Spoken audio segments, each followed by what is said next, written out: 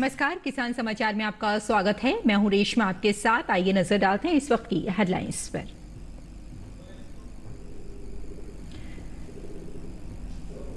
मुख्यमंत्री एकनाथ शिंदे ने कहा, किसानों के उत्थान के लिए बनेगी कृषि कार्य विकास योजना। कहा, किसान राज्य का प्रमुख अंग। किसानों को 50,000 रुपए प्रोत्साहन लाभ देने का निर्णय तत्काल प्रभाव से किया गया लागू।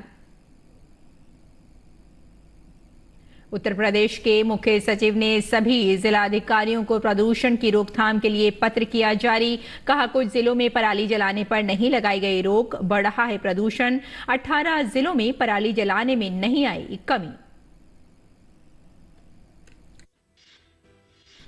महाराष्ट्र के पशुपालन आयुक्त ने बताया, लंपी प्रभावित गांवों में 93,166 पशु हुए लंपी मुक्त। 25 अक्टूबर के अंत तक 32 जिलों के 3,030 गांवों में लंपी रोग का देखा गया असर। प्रभावित पशुओं का किया जा रहा है इलाज। जम्मू कश्मीर गांदरबल में सेब की अच्छी फसल से किसानों में उत्साह का माहौल। केंद्र सरकार की मदद से किसानों का फसल का अच्छा मिल रहा है दाम। किसानों को हो रहा है फायदा, सरकार कर रही है सराहना।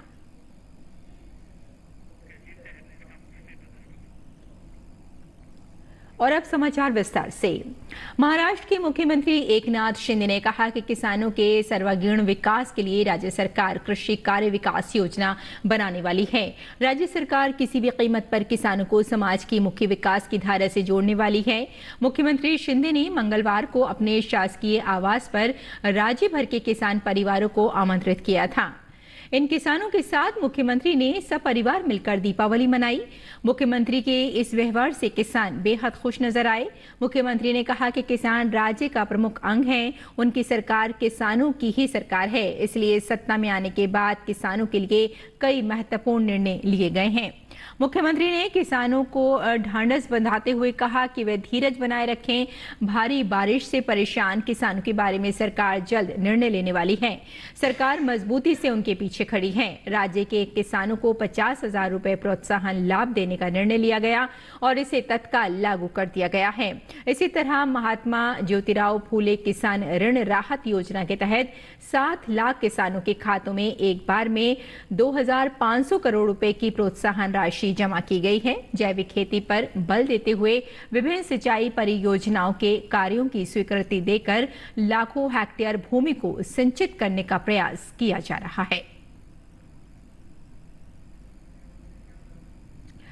महाराष्ट्र के पशुपालन आयुक्त ने बताया कि सूबे के लंपी प्रभावित गांवों में कुल 1,43,089 संक्रमित पशुओं में से 93,166 पशु उपचार के बाद ठीक हो चुके हैं। उन्होंने कहा कि 25 अक्टूबर के अंत तक 32 जिलों के 3,030 गांवों में लंपी रोग का असर देखा गया है। उन्होंने कहा कि प्रभावित पशुओं का इलाज किया जा रहा है। राज्य के विभिन्न जिलों में आज कुल 140.97 लाख टीके उपलब्ध कराए गए हैं। निजी संस्थानों, सहकारी दुग्ध संघों और व्यक्तिगत चरवाहों के टीकाकरण आंकड़ों के अनुसार लगभग 97% गोजातीय पशुओं का टीकाकरण किया जा चुका है। पशुपालन आयुक्त ने महाराष्ट्र पशु एवं मत्स्य विश्वविद्यालय की ओर से प्रकाशित दिशा निर्देशों का पालन सभी पशुपालकों और ग्राम पंचायतों को करने का निर्देश दिया है। पशुओं का उपचार सरकारी और निजी पशु चिकित्सकों द्वारा निर्धारित संशोधित उपचार प्रोटोकॉल के अनुसार किया जाना चाहिए। सरकारी अधिकारी दवा एवं टीकाकरण के लिए पशुपालकों के पास जाएं, क्योंकि सरकार द्वारा निःशुल्क दवा और टीकाकरण की योजना बनाई गई है। सभी पशुपालकों से अनुरोध है कि वे अपने पशुओं का इलाज कराने के लिए स्थानीय पशु चिकित्सा अधिकारियों का सहयोग करें। उत्तर प्रदेश के मुख्य सचिव ने सभी जिला अधिकारियों को फसलों के अवशेष जलाए जाने से उत्पन्न हो रहे प्रदूषण की प्रभावी रोकथाम के लिए पत्र जारी किया है, जिसमें कहा गया है कि पहले कई पत्रों के बावजूद कुछ जिलों में प्रभावी ढंग से पराली जलाने पर रोक नहीं लगाई गई है। इससे प्रदूषण बढ़ रहा है। इस कारण जल्द समुचित कार्रवाई की जाए। जिन जिलों में पराली जलाए जाने पर आशानुरूप कमी नहीं आई है, उनकी संख्या 18 है। मंगलवार को जिलाधिकारी व कृषि विभाग को जारी पत्र में कहा गया है कि समीक्षा के दौरान पाया गया कि कुछ जिलों में पराली जलाए जाने की घटनाओं में आशानुरूप कमी नहीं हुई है। इस कारण समुचित कार्रवाई करना सुनिश्चित किया जाए। इस विषय की गंभीरता एवं महत्ता के दृष्टिगत इसकी नियमित समीक्षा भी की जानी चाहिए। इस संबंध में किसानों को समझाने का प्रयास भी किया जाए, जिससे वे आसानी से पराली को खाद का प्रयोग कर सकें। और पंजाब से फरीदकोट के कोट कपूर क्षेत्र के किसानों को पराली नहीं जलाने पर सम्मानित किया गया। पराली जलाया जाना ही वायु प्रदूषण का एक बड़ा कारण होता है।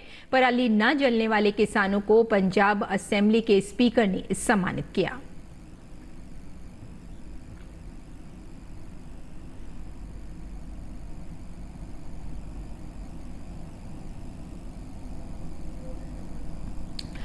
भारत में सभी प्रकार की सब्जियों के उत्पादन के लिए उपयुक्त भूमि व जलवायु के कारण लगभग 65,03,675 हेक्टेयर क्षेत्र और उत्पादन लगभग 125 लाख टन है। लेकिन फसल कटाई के बाद होने वाले नुकसान के चलते आज भी काफी मात्रा में सब्जियां खराब हो जाती हैं। देखते हैं ओपी यादव की ये रिपोर्ट। विश्व के कुल सब्जी उत्पादन की 15% हिस्सेदारी हमारे देश की है। वर्तमान में देश में लगभग 95 लाख हेक्टेयर भूमि के आसपास में सब्जी उत्पादन किया जाता है और उत्पादन लगभग 9.5 करोड़ टन तक होता है। हमारे देश में सभी प्रकार की सब्जियों के उत्पादन के लिए उपयुक्त भूमि, जलवायु, वर्षा तथा सिंचाई के लिए पर्याप्त सुविधाएं उपलब्ध हैं। भारतीय कृषि अनुसंधान संस्थान के शाकीय विभाग के अध्यक्ष डॉक्टर BS तोमर ने कहा कि देश में सब्जियों के अनुकूल परिस्थितियां होने के बावजूद उत्पादन से लेकर विपणन तक कई तरह के नुकसान होने से किसानों को काफी हानि होती है।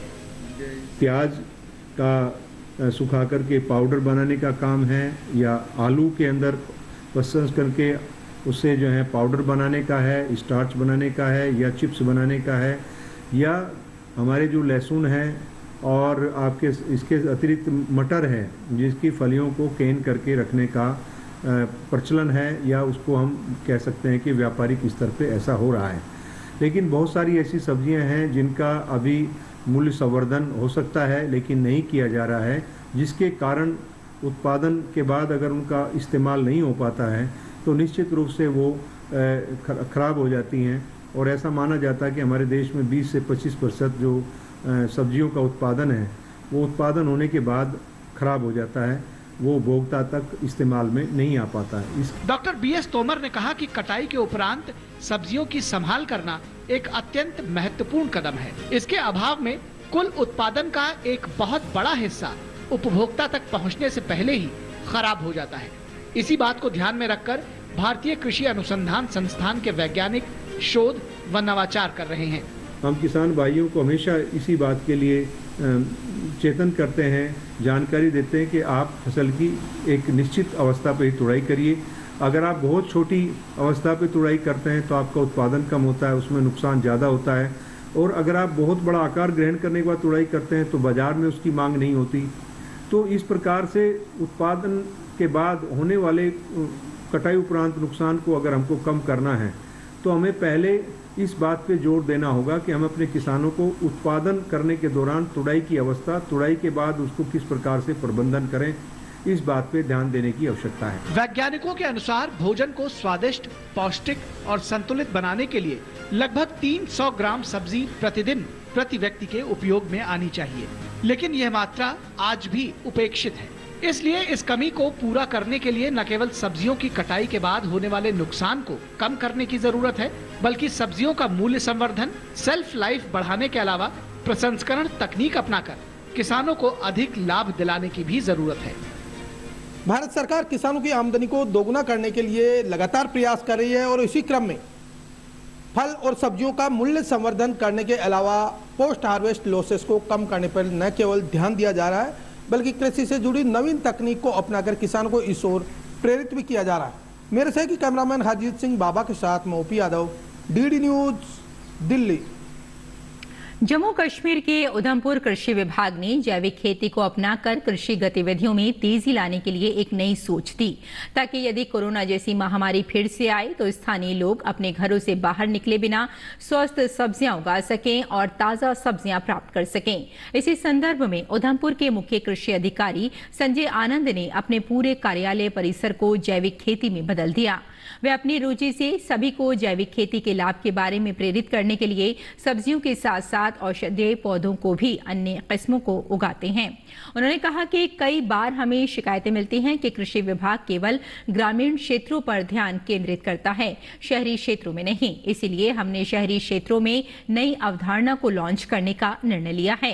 इसके बाद कृषि विभाग ने कर्मचारियों की एक टीम का गठन किया है। ये टीम घर घर जाती है और लोगों को घर के खाली स्थानों या खाली पड़ी जमीन पर सब्जियों के रोपण के बारे में जागरूक करती है। उन्होंने कहा कि महामारी कोविड-19 के बाद जैविक खेती के माध्यम से कई शहरी लोग अपने घरों में ताजी सब्जियां उगाते हैं। कोविड के दौरान जब कोविड की महामारी आई थी तो हमने देखा था कि बहुत से लोगों को सब्जियां नहीं मिल रही थी, लोग काफ़ी परेशान थे, बाहर सारे बाज़ार बंद हो चुके थे, तो खाने पीने के भी लाले पड़े हुए थे। तो फिर हमें विचार आया कि क्यों ना हम जो लोगों की सहूलियत के लिए कोई ऐसा काम स्टार्ट करें जिससे लोगों को घरों में ही अपने सब्जी वगैरह पैदा हो सके, उनको बाहर ना जाना पड़े। तो उसको देखते हुए हमने अर्बन फार्मिंग का कंसेप्ट अपने ऑफिस में स्टार्ट किया।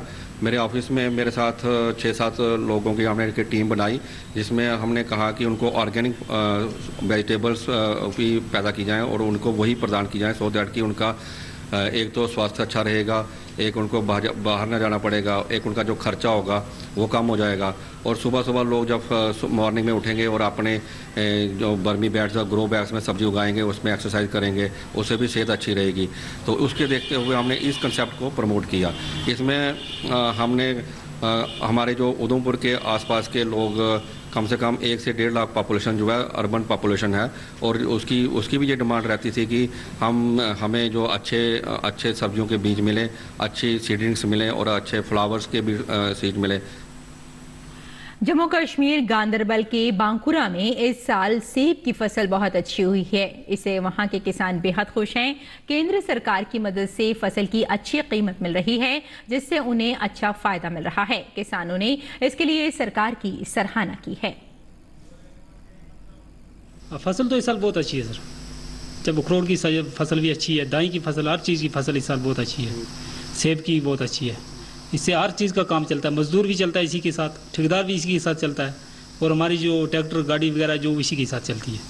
हमको इसी सीजन से हमको लेना पड़ता है। सर्दियों में हम इधर आते हैं, गर्मियों में हम इधर आते हैं, सर्दियों में वापस चले जाते हैं। हमारा काम इसी से चलता है, इन्हीं बागों से। जो हॉर्टिकल्चर और एग्रीकल्चर है, ये तो बैकबोन ही है कश्मीर का।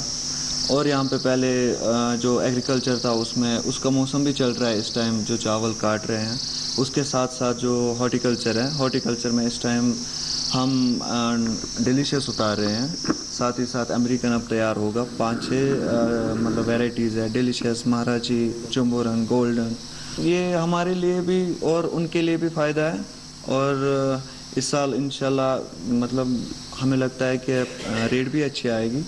तो जुलाई से ही मेवा तैयार हो जाता है, खूबानी हो जाता है, गिलास होता है, बबगोश होता है। इसके बाद आज ये 2 महीना सिर्फ सेब का है। इसके साथ बहुत से लोग वाबस्ता हैं। खान लोग पंजाब से आते हैं यहाँ मजदूरी करने के, वो भी बच जाते हैं। यहाँ गाड़ी वाले भी बच जाते हैं, पैकिंग वाली बची है। इसमें बहुत सारे अपना पैसा निकालते हैं। पुराने वक्त से ही कृषि भारतीय अर्थव्यवस्था का मुख्य आधार रहा है। करीब 70% भारतीय परिवार अभी भी कृषि पर निर्भर हैं और ये क्षेत्र देश के कुल सकल घरेलू उत्पाद में 17 से 18% का योगदान देता है। मिलिए हमारे startup golden yield private limited से, जिसका मकसद किसानों की कृषि और बागवानी से जुड़ी समस्याओं के लिए अनुसंधान आधारित समाधान प्रदान करके उनकी सामाजिक और आर्थिक स्थिति में सुधार करना है, और इसके लिए इसे नेशनल स्टार्टअप अवार्ड भी मिल चुका है। आइए देखते हैं ये खास report.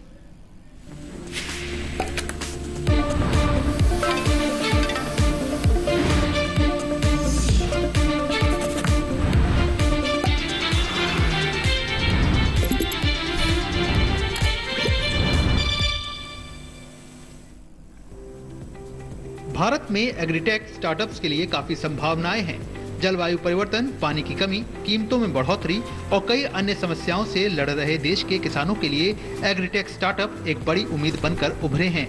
Golden yield private limited भी एक एग्रीटेक स्टार्टअप है।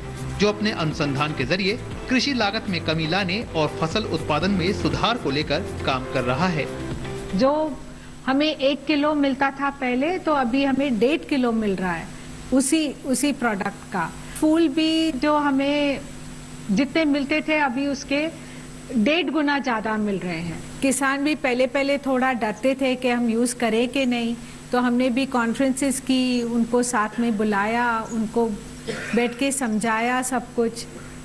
पार्ट ऑफ द फील्ड में हम बोलते थे कि इधर यूज करो, ट्राई करो, और साइंटिस्ट भी आते थे और उनको भी बताते थे कि कब क्या डालना है, कैसे डालना है। गोल्डन यील्ड किसानों को खेती में शुरू से अंत तक सभी सुविधाएं मुहैया कराने के साथ साथ फसल कटाई से पहले इस्तेमाल होने वाले उत्पाद बेचकर मुनाफा कमाता है। स्टार्टअप अनुबंध खेती के जरिए भी आय करता है। साथ ही किसानों और उपभोक्ताओं, किसानों और टमाटर प्रसंस्करण कंपनियों के बीच संबंध भी स्थापित करता है। कंपनी ने फॉर्मुलेशन विकसित किए हैं जो केल्विन साइकिल और फोटोसिंथेसिस में फोटो फास्फोराइलेशन प्रतिक्रिया को बढ़ावा देता है। इसके परिणाम स्वरूप कृषि उपज में 65% की बढ़ोतरी करने के साथ पौधों में फोटोसिंथेसिस की क्षमता को भी बढ़ा सकते हैं। गोल्डन यील्ड कार्बन कैप्चरिंग को बढ़ाने के तरीकों पर भी काम कर रही है। मैजिक रूट जो प्रोडक्ट है वो रूट एंड रूट हेयर को बड़ा करने के लिए और फंक्शनिंग ज्यादा करने के लिए काम करता है। और रूबिस्क हॉग जो है वो केल्विन साइकिल जो एंजाइम है, किण्विक कहते हैं हम लोग, सो उसका एफिशिएंसी बढ़ाने के लिए बहुत काम करता है। और फोटोनमैक्स जो है फोटो फास्फोराइलेशन का काम करने का एफिशिएंट काम करने के लिए मदद करता है। सो इसलिए वो फोटोसिंथेसिस बढ़ता है क्रॉप प्लांट्स में, and it's universal. You can apply this to any crop so that you can get better yield, better quality, and farmers can get a premium price. पिछले 5 साल में कर्नाटक, तमिलनाडु, गुजरात और दूसरे कई राज्यों के करीब 500 किसानों ने कंपनी द्वारा बनाए गए विभिन्न उत्पादों के माध्यम से लाभ उठाया है, जिसमें 700 एकड़ से अधिक कृषि भूमि शामिल है। गोल्डन यील्ड ने न केवल एग्रीटेक सेक्टर में अपनी जगह बनाई है, बल्कि हजारों किसानों को उम्मीद भी दी है। तापस भट्टाचार्य की रिपोर्ट, टीडी न्यूज। और आइए बात करते हैं मंडी भाव की और जानते हैं कि मंडी में आजकल क्या चल रहा है भाव।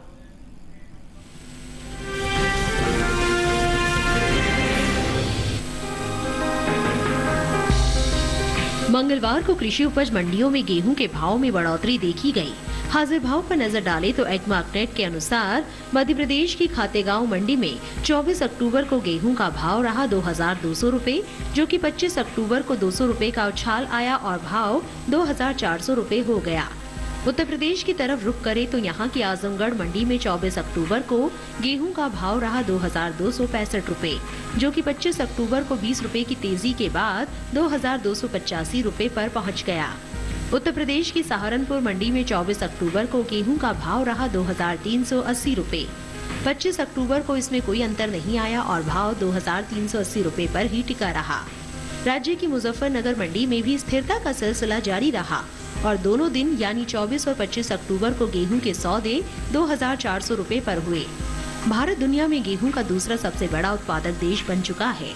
कृषि मंत्रालय की ओर से जारी आंकड़ों के मुताबिक साल 1963-64 के दौरान देश में कुल गेहूं का उत्पादन 98,50,000 टन का हुआ था और अब साल 2021-22 के दौरान गेहूं की पैदावार 10 करोड़ 68 लाख टन के पार जा सकती है।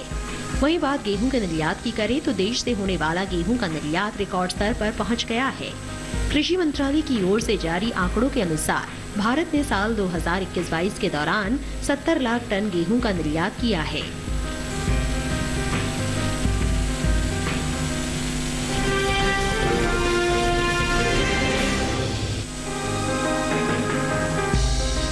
कृषि उपज मंडियों में सरसों का कारोबार कहीं स्थिर रहा तो कहीं चढ़ा।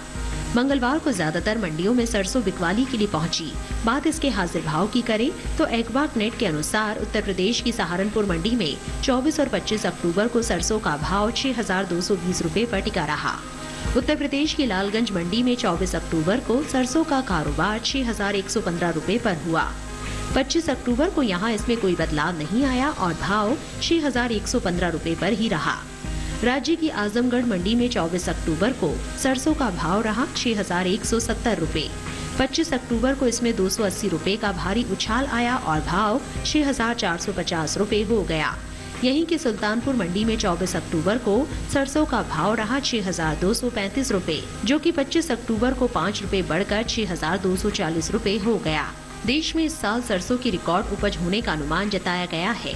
कृषि मंत्रालय की ओर से 17 अगस्त को जारी चौथे अग्रिम अनुमान के मुताबिक साल 2021-22 के दौरान घरेलू स्तर पर सरसों की पैदावार में बढ़ोतरी देखने को मिल सकती है। साल 2021-22 के दौरान रबी सरसों की उपज 1,17,46,000 टन होने का अनुमान है, जबकि बीते साल इस दौरान पैदावार 1,02,10,000 टन ही रही थी। इसी तरह इस साल कुल तिलहन की उपज भी बीते साल के मुकाबले बढ़ सकती है। कृषि मंत्रालय के मुताबिक साल 2021-22 के दौरान कुल तिलहन की पैदावार 3,76,96,000 टन के पार जा सकती है, जबकि साल 2020-21 के दौरान ये महज 3,59,46,000 टन रही थी।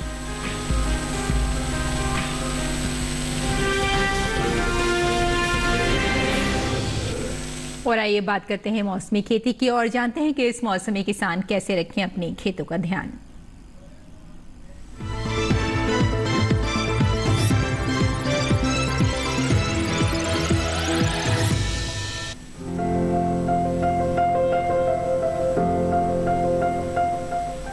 पश्चिम बंगाल के पहाड़ी इलाके के किसान इस समय कैनोला और सरसों की बुआई के लिए खेत तैयार करें।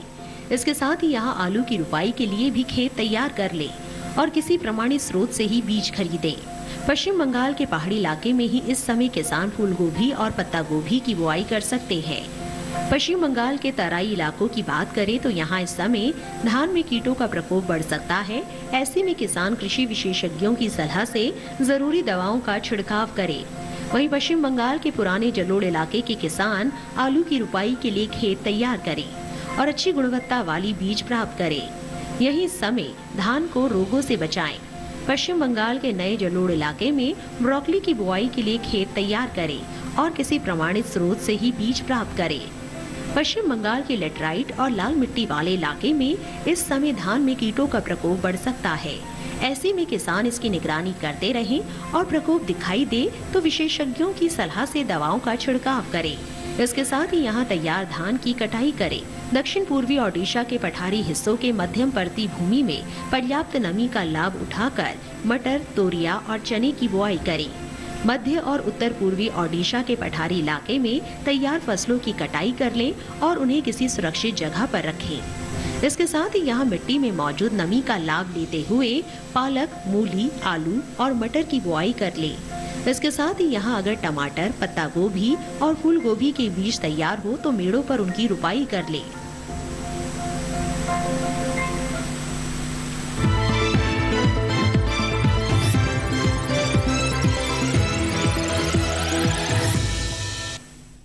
और खेती किसानी के साथ साथ आइए नजर डाल लेते हैं कुछ और महत्वपूर्ण खबरों पर। खास खबर में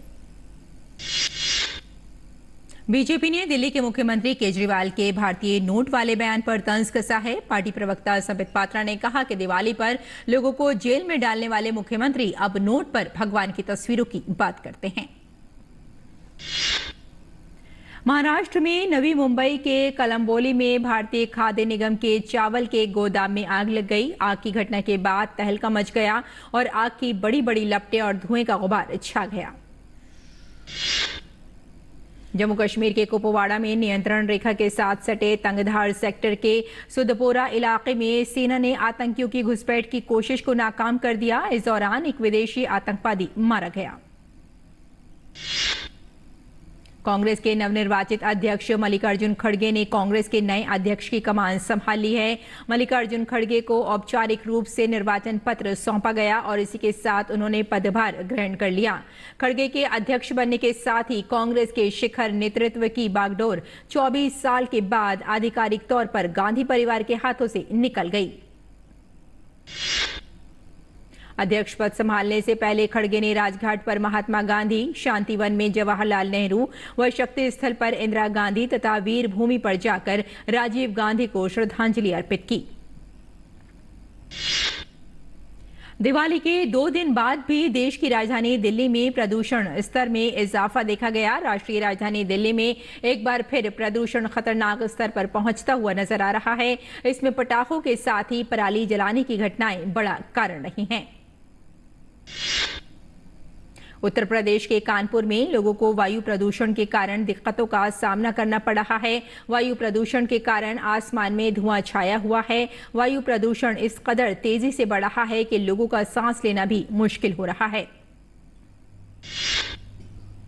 केंद्रीय गृह मंत्री अमित शाह गुजरात के दौरे पर हैं। गृह मंत्री अमित शाह ने अहमदाबाद में गुजराती नव वर्ष के अवसर पर लोगों से मुलाकात कर उन्हें नव वर्ष की बधाई दी। गुजरात के लोगों का नया साल कार्तिक मास में शुक्ल पक्ष की प्रतिपदा को शुरू होता है। आमतौर पर गुजराती नव वर्ष अन्नकूट पूजा के दिन ही शुरू होता है। बिहार के गया जिले में गया धनबाद रूट पर गुरपा स्टेशन पर आज सुबह 6 बजे एक मालगाड़ी पटरी से उतर गई। 58 डिब्बों वाली इस मालगाड़ी के ड्रिल होने से 53 डिब्बे क्षतिग्रस्त हो गए। ये मालगाड़ी कोयला लेकर जा रही है। ड्रिल होने की वजह से ब्रेक फेल होना बताया गया है।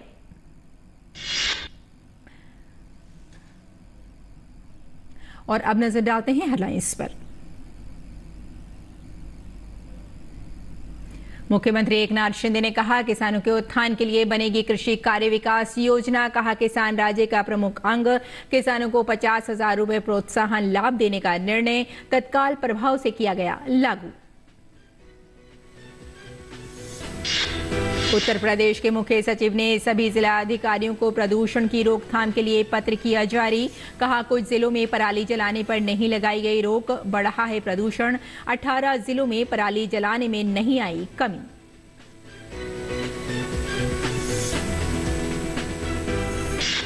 महाराष्ट्र के पशुपालन आयुक्त ने बताया लंपी प्रभावित गांवों में 93,166 पशु हुए लंपी मुक्त।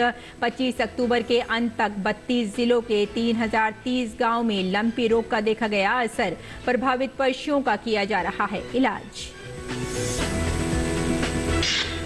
जम्मू कश्मीर गांदरबल में सेब की अच्छी फसल से किसानों में उत्साह का माहौल। केंद्र सरकार की मदद से किसान की फसल का अच्छा मिल रहा है दाम। किसानों को हो रहा है फायदा। सरकार की कर रहे हैं सराहना।